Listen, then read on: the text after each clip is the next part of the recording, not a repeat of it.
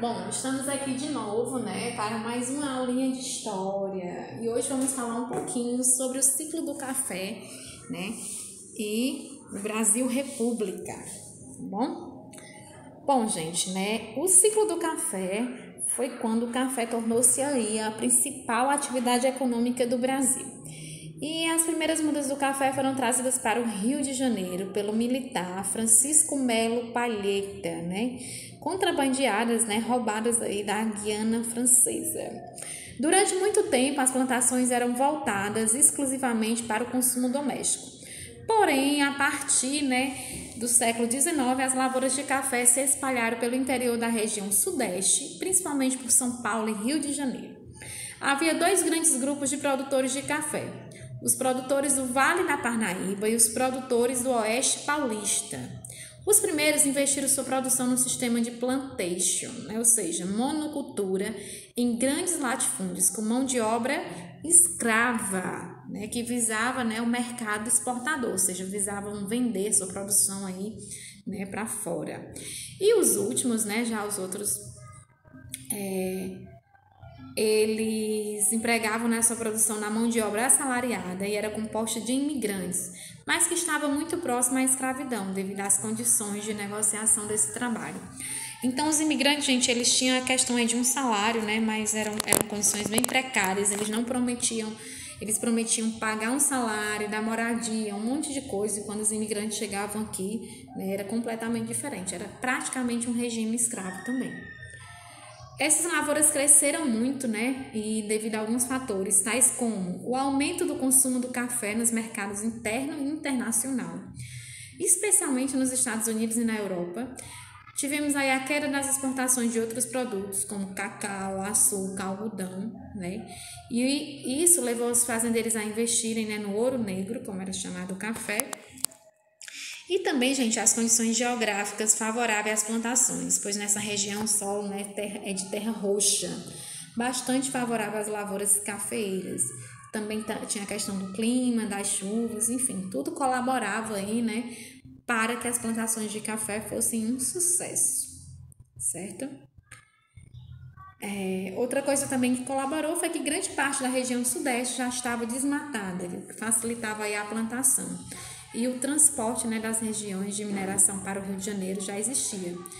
Esse transporte das regiões de mineração, né, gente, acabou sendo utilizado aí para as lavouras de café, para transportar o café. Bom, as condições favoráveis, porque a produção do café era muito simples, porém exaustiva. Primeiro era necessário desmatar as terras onde seriam plantadas as mudas, que demoravam cerca de 5 anos para a primeira colheita. Durante esse tempo, outras lavouras dos gêneros alimentícios, né, eram cultivadas além dos cafezais para manter a subsistência daqueles que moravam nas fazendas.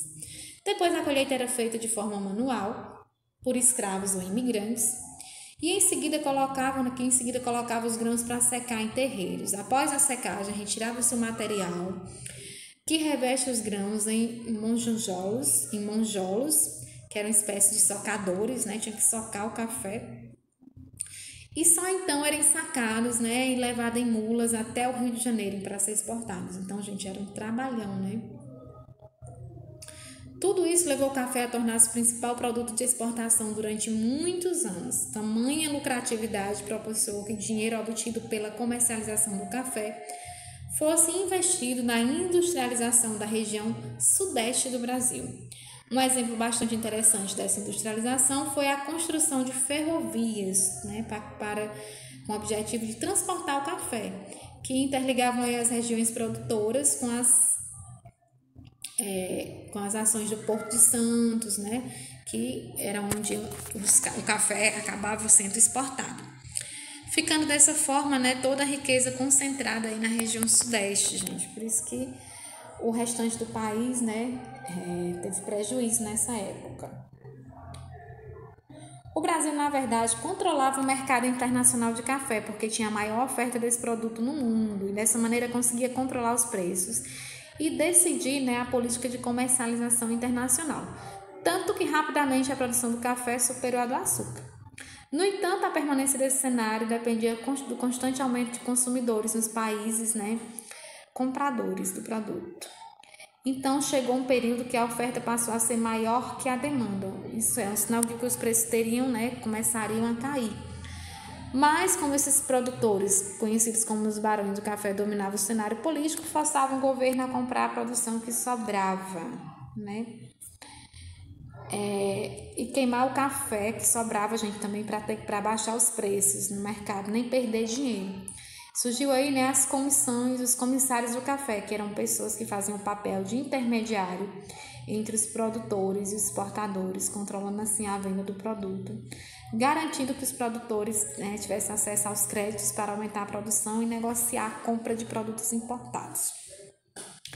Então, foi uma politicagem enorme, né, nessa época para garantir o lucro dos grandes fazendeiros.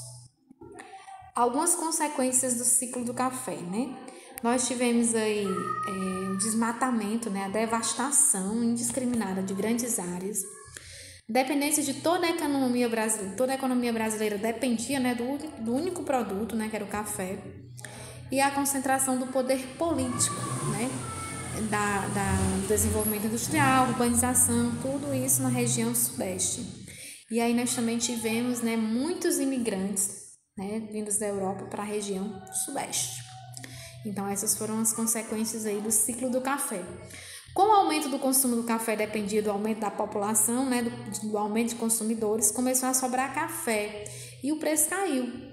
Além disso, a crise mundial de 1929 nos Estados Unidos forçou ainda mais a queda dos preços, né, teve a maior rapidez. E a diminuição da dependência econômica em relação ao café, outros setores da economia começaram, né, a ter a atenção do governo. Então, realmente chegou a hora que os fazendeiros não conseguiram mais segurar o preço e teve essa crise, né, a famosa crise de 1929, e acabou que os outros produtos começaram a ganhar um certo espaço. Bom, o Brasil República, né, gente? Vamos voltar aqui ao Brasil República. O movimento do Brasil republicano esteve presente em vários momentos da história, né? Isso ganhou mais força, de fato, durante o segundo reinado. Quando profissionais liberais, cafeicultores e militares que representavam a elite do Brasil da época estavam com a insatisfação, né, diante aí das decisões do Império.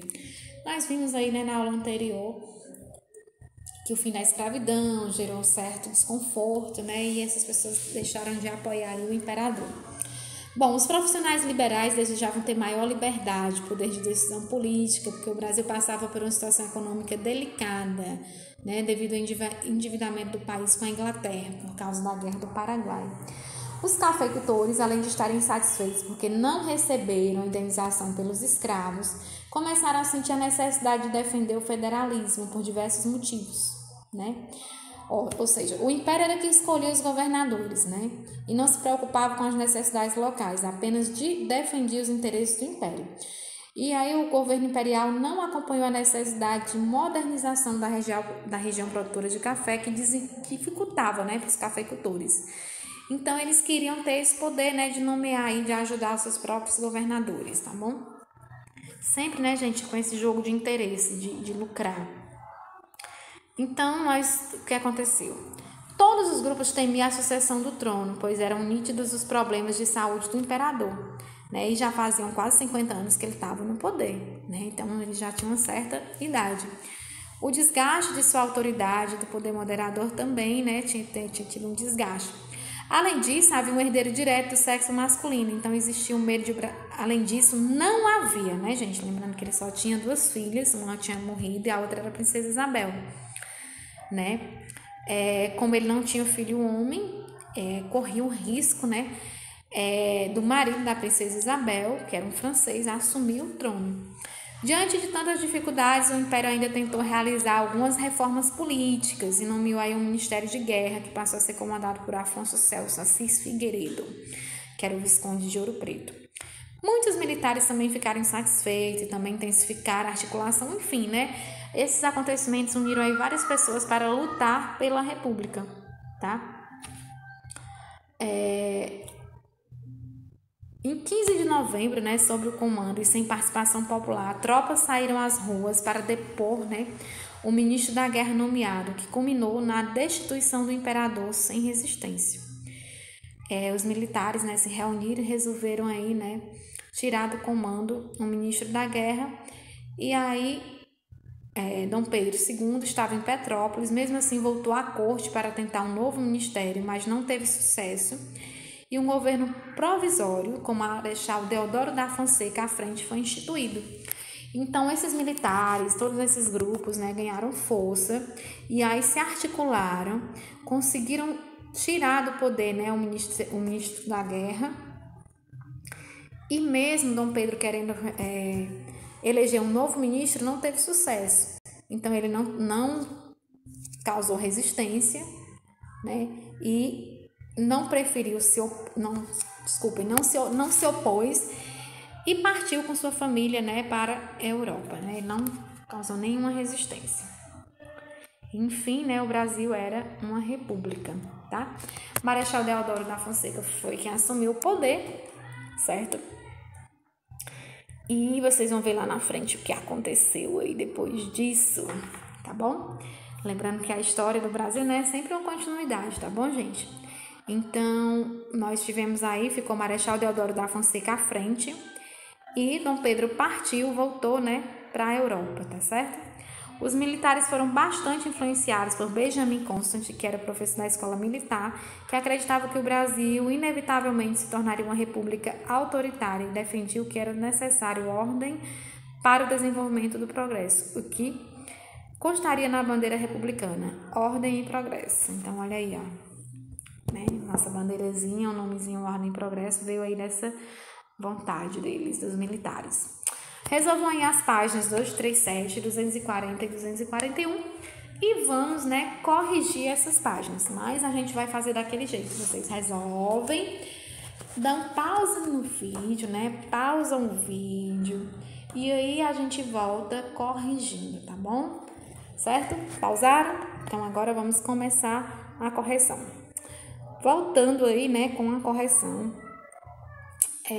Essa primeira página, gente, é a página 237, primeira questão.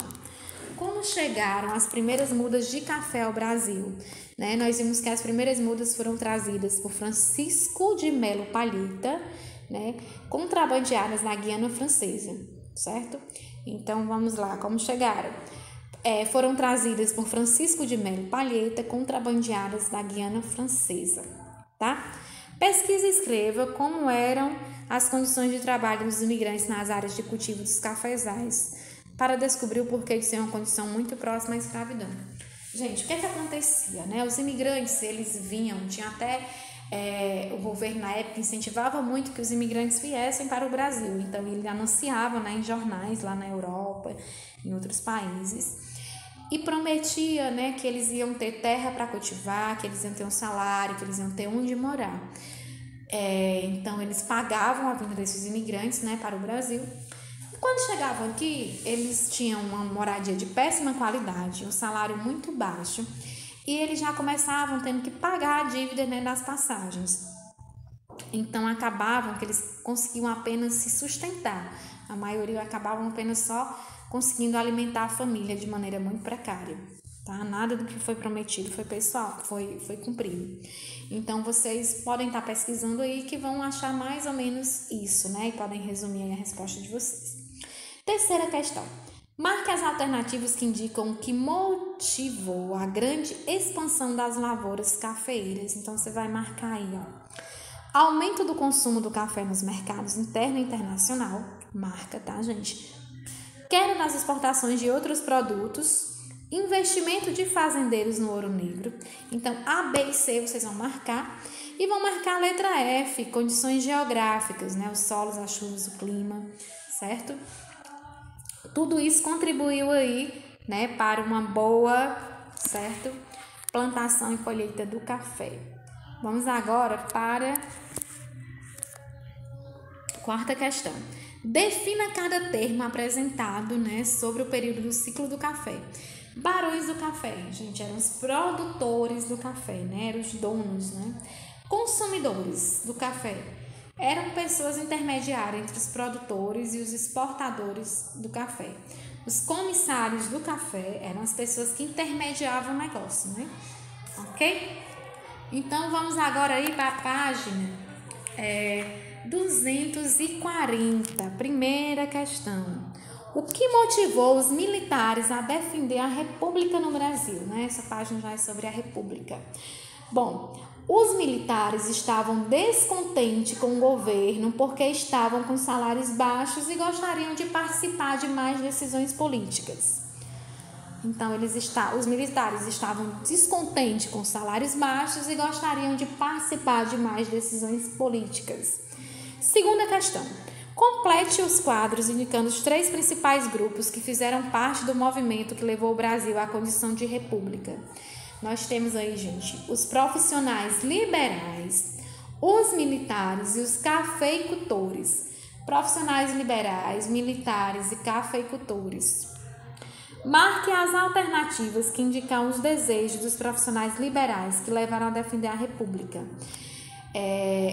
Endividamento com a Inglaterra, né?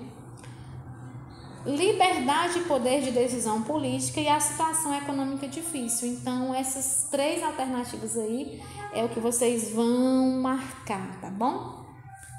Ok? Página 241, quarta questão. Essa questão é bem extensa, tá, gente? Escreva os motivos que levaram os cafeicultores a defenderem a República. Então, vamos lá. Primeiro motivo. A falta de indenização pelos escravos libertos.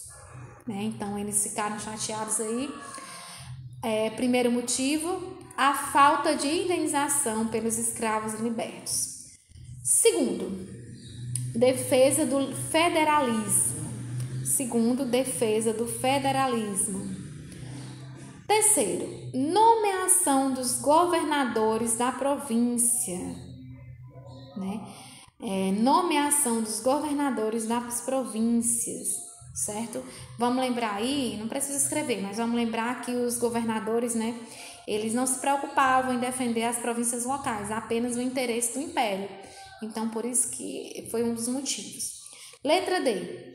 O império não acompanhou a necessidade de modernização da região produtora de café, ou seja, o império não ligava para o desenvolvimento, né, da região.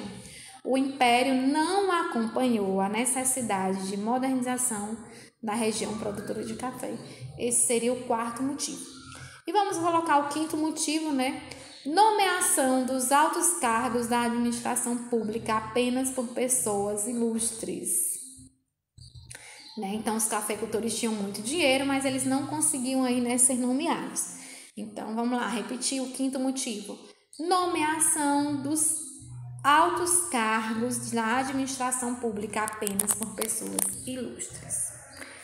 Quinta e última questão, leia o texto abaixo e em relação à desvalorização da monarquia pelos militares, escreva a sua opinião sobre a atitude do general Floriano Peixoto. Bom, o Visconde de Ouro Preto tentou resistir ao movimento liderado pelo Marechal Deodoro da Fonseca, convocando o general Floriano Peixoto para enfrentá-lo e argumentando que havia enfrentado tropas bem mais numerosas na Guerra do Paraguai. No entanto, Floriano Peixoto recusou-se a obedecer à ordem, dando as seguintes respostas. Sim, mas lá no Paraguai tínhamos em frente inimigos e aqui somos todos brasileiros. Bom, aí é pessoal, né, gente? Você vai só escrever aí a sua opinião, tá bom? Se você concorda, se você não concorda, né? Ok? Bom, gente, com isso nós encerramos aí essa aula e nos encontraremos aí brevemente para concluir aí os estudos, né, sobre a República, tá bom? Beijos e até a próxima aula. Tchau, tchau!